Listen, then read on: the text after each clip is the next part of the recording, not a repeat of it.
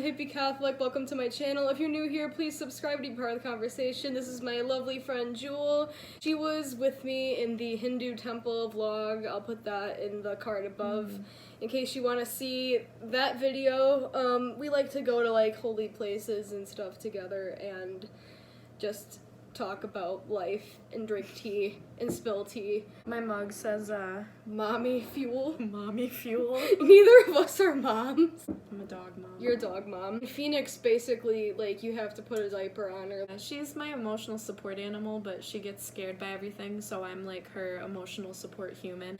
Today we're talking about Ash Wednesday and Lent in general. I was gonna film, like, an actual video, like, on Ash Wednesday, but I got, like, really sick, and I'm like, no, this isn't happening.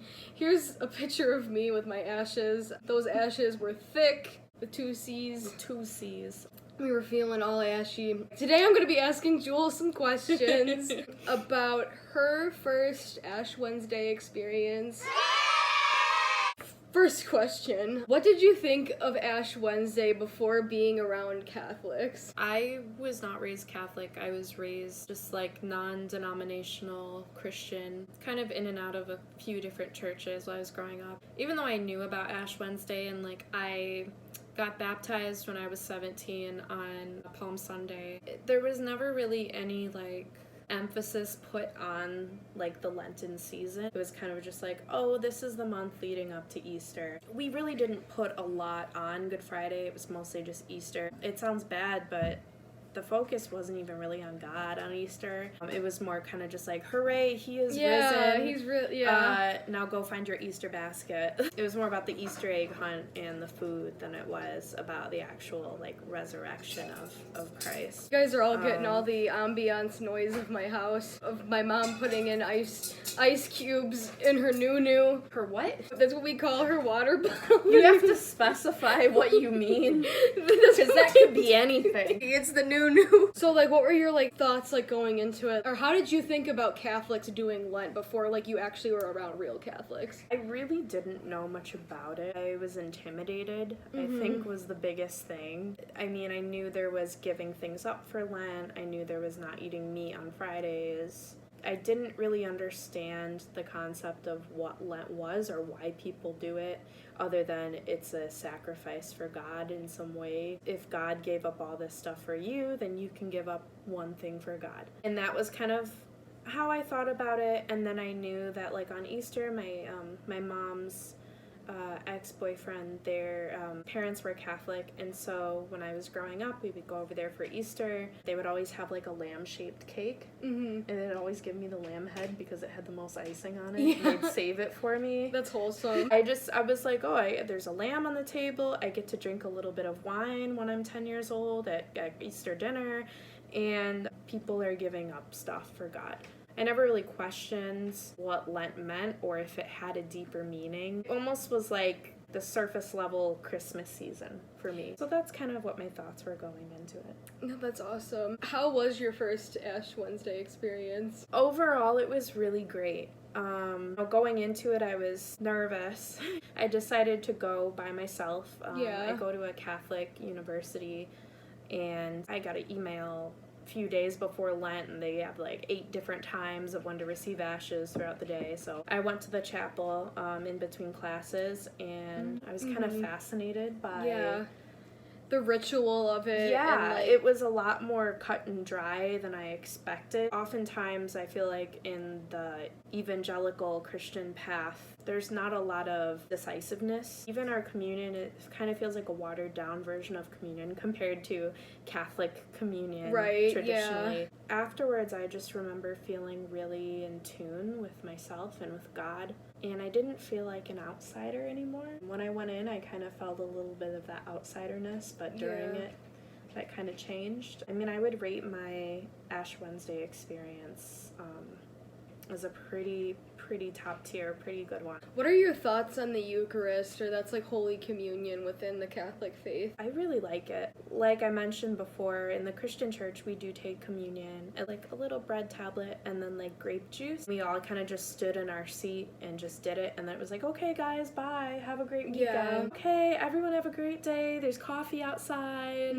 da-da-da-da-da. The way Catholics do it, you don't just shoo everyone after. We believe in the Catholic faith that Yeah. Jesus is truly present within the bread and the blood, Yeah. the bread and the wine, which is the body and the blood, you know, so it's not just a symbol. In a lot of evangelical churches and some Protestant denominations, they believe that it's like symbolic as well. While there's other Protestant denominations, like I believe the Lutherans believe in the true presence, like some Anglicans do, some don't. It's kind of like a mixed bag, but like Catholics, that's like our core like teaching, is that like the Eucharist, like Jesus is truly present there in a way we don't understand, but like Jesus is there, and he's there because he said he was going to be there. Yeah, for me, the nice part about going to Mass on Ash Wednesday was there was actual time carved out for doing communion. We want you to focus on really what this means,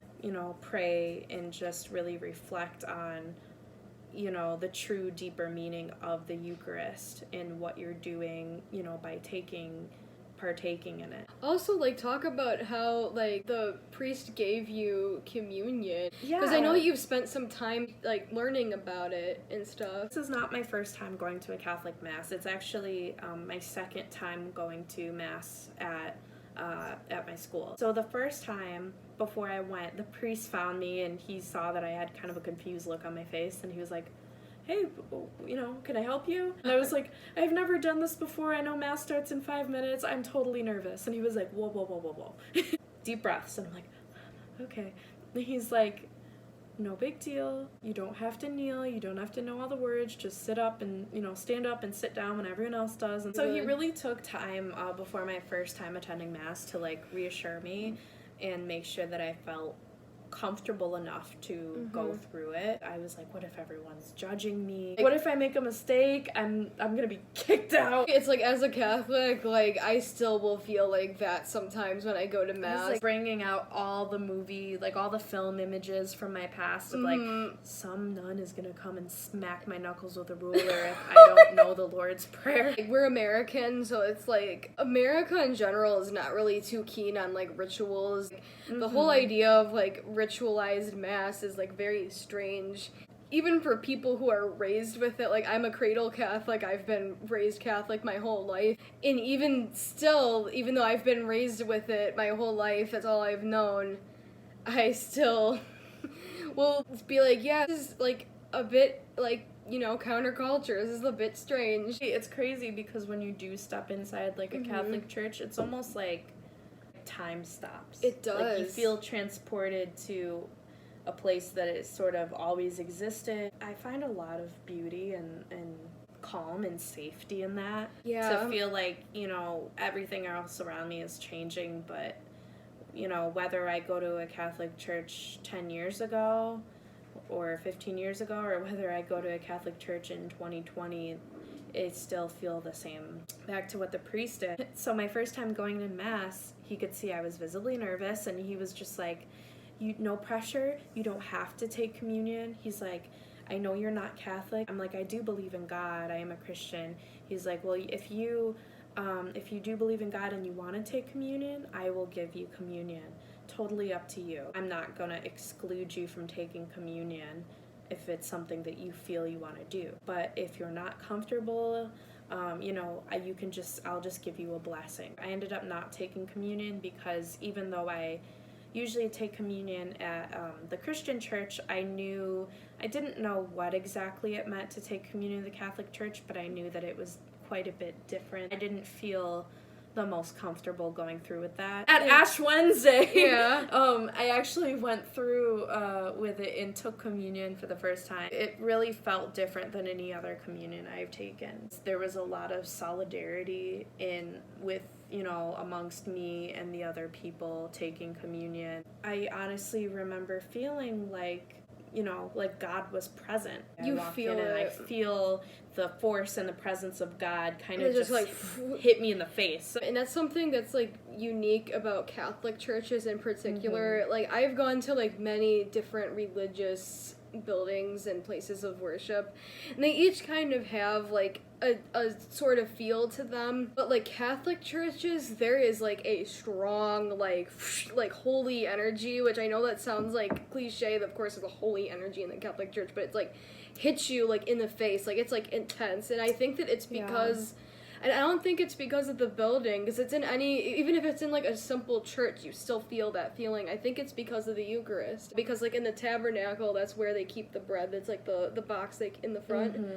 And that's always there, that's always in there, and like people will like do like adoration and pray in there, like even when they're not giving out communion. That presence is always in there. I think that that's why like there's such strong mystical energy in there. That's like some of my woo-woo rant stuff. I think that your experience with your first communion was beautiful. Jesus didn't drink juice, Jesus drank wine. Did you feel judged or intimidated at all by any of the people there? Okay, yes and no. I'm not gonna say, no, I walked in there and I didn't feel judged at all, because, you know, I have high anxiety. I always just assume people are, what are people thinking about me? Yeah, people are all just gonna be like... I did feel like there were some people that came in that their actions intimidated me. Before they'd go to and sit in the pew, they would like bow and make the sign of the cross. Oh yeah, that's what you're told to do, yeah. That did intimidate me, because again, it was something else that I didn't know that I was supposed to do. I begun not to care anymore because I realized that people weren't there to judge me, they were there to worship. I think that's something too about Catholics is it's like, we don't mean it, but like Catholics are very like Catholics carry themselves very well, like very like almost dignified, and they're very like soft-spoken. Yeah, no one talks. It's very introvert friendly. There's like a dignified air that many Catholics carry themselves with in Mass, which I think that's beautiful, but I could see that being intimidating for people that are new. To someone that's never experienced that's never that. seen any of that, doesn't know. You They're know. like gonna feel like, oh no, like I'm completely improper. If you don't talk to anybody and you don't really kind of reach out, it is intimidating. You know, I would say, in my opinion, the evangelical Christian church do tend to be more welcoming. I mean, you know, you show up at that church, the music is loud,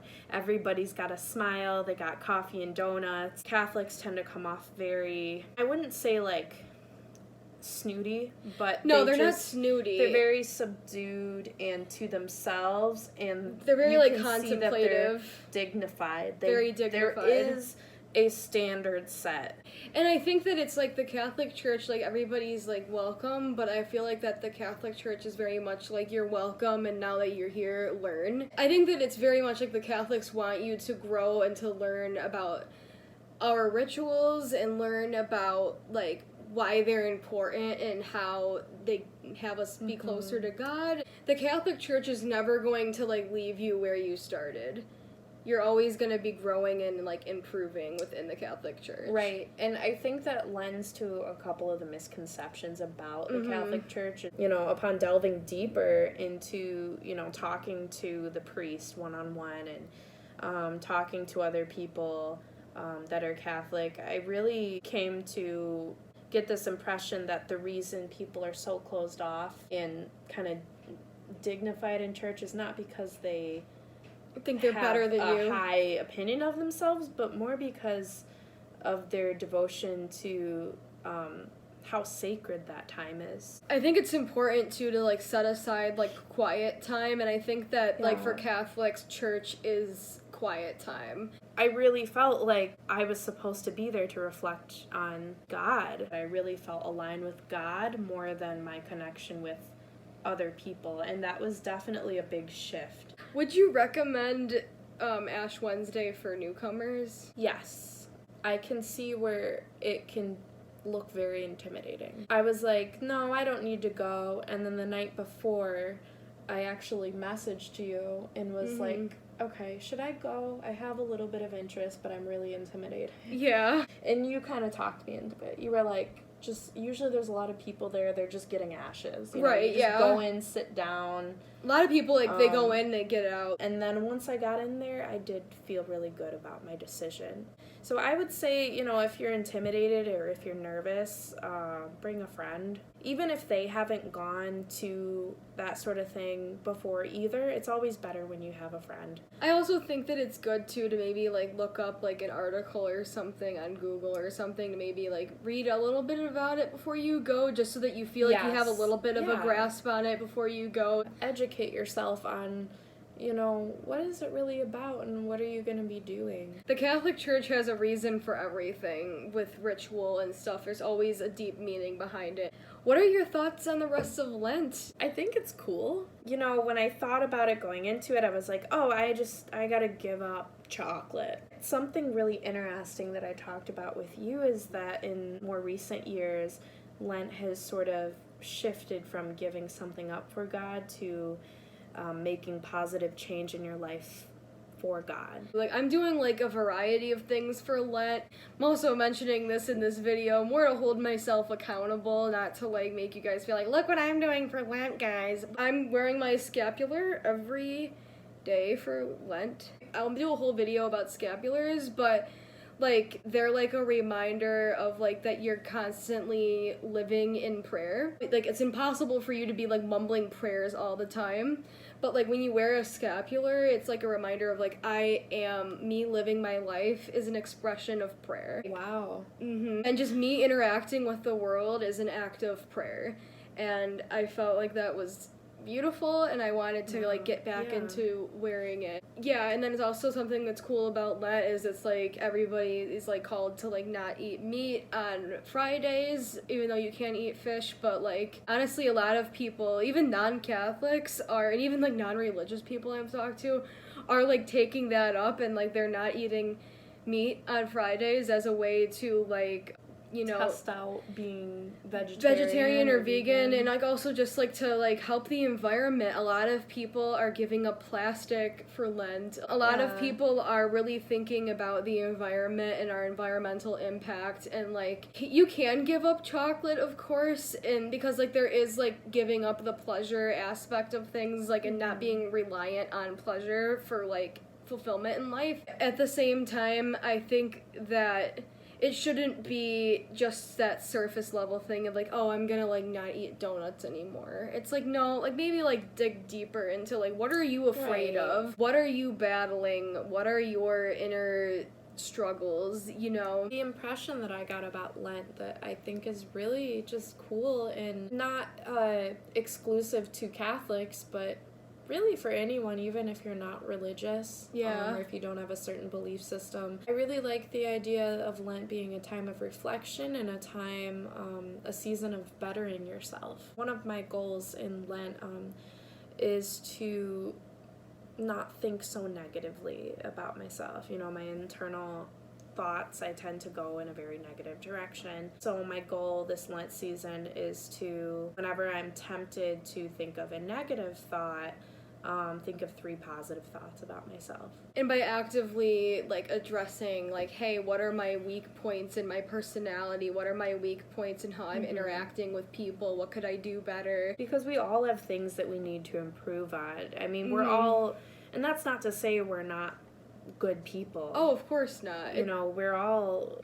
amazing in our own right, but the ability that you have to make those, positive adjustments. Like, love God and love your neighbor as yourself that's the law. What's cool about Lent, too, for a lot of, like, Christians who are kind of unaware of, like, where it comes from, Lent comes from the gospel where Jesus spends 40 days in the desert being tested and fasting in preparation for the Passion and the Resurrection. Lent is 40 days. It's following that 40 days that Jesus took. During those 40 days, that was when Jesus was tempted by the devil, confronting, the big philosophical and, like, psychological struggles that we all face. I didn't really understand what the purpose of the ashes was. I didn't know what it meant, and I asked you, why do people get ashes? You said it was because It's a reminder, like in creation, we were made from dust. And will return to dust. Yeah, it's is that right? Yes, exactly. Yeah. You were made from dust, and to dust you shall return. And that is such a powerful, empowering, but at the same time humbling concept, I think. You are created in God's image. You are his child, but at the same time you are human. And by dust, we don't mean like dirt. We mean like all the matter in the universe. Your material, your matter, you know. I think that what's cool too about Ash Wednesday is it like really like it's a bridge between the spiritual and the material, and how both are sacred. There's a lot of emphasis put on the importance of the human body. Something I love about the Catholic faith and I love about like Ash Wednesday and stuff is like there's an emphasis on like the body is good, the mind is good, and the spirit is good. It's all good. Because they're all you, but they're all equally important components of you, of what makes up you. Right. Thank you so much, guys, for watching. Please consider supporting me on my Patreon account as a small... Go support her. She does all this research. I try. Hours and hours of, theological research for these videos. You're beefing me up. No, I am, because I'll call you to hang out, and you'll be like, I'm doing research for a video. Please support her. Thank you so much. She'd probably do it anyway. But she really throws herself into these videos and spends a lot of time on them. If you are not financially able to donate, that is totally okay. If you still want to help support the channel, you can like this video because it helps the algorithm pick it up and recommend it to more people. And please share my content with people that you think would enjoy it. That helps the channel immensely. Thank you so much, guys, for watching. I'm Cassidy. I'm the Hippie Catholic. God bless.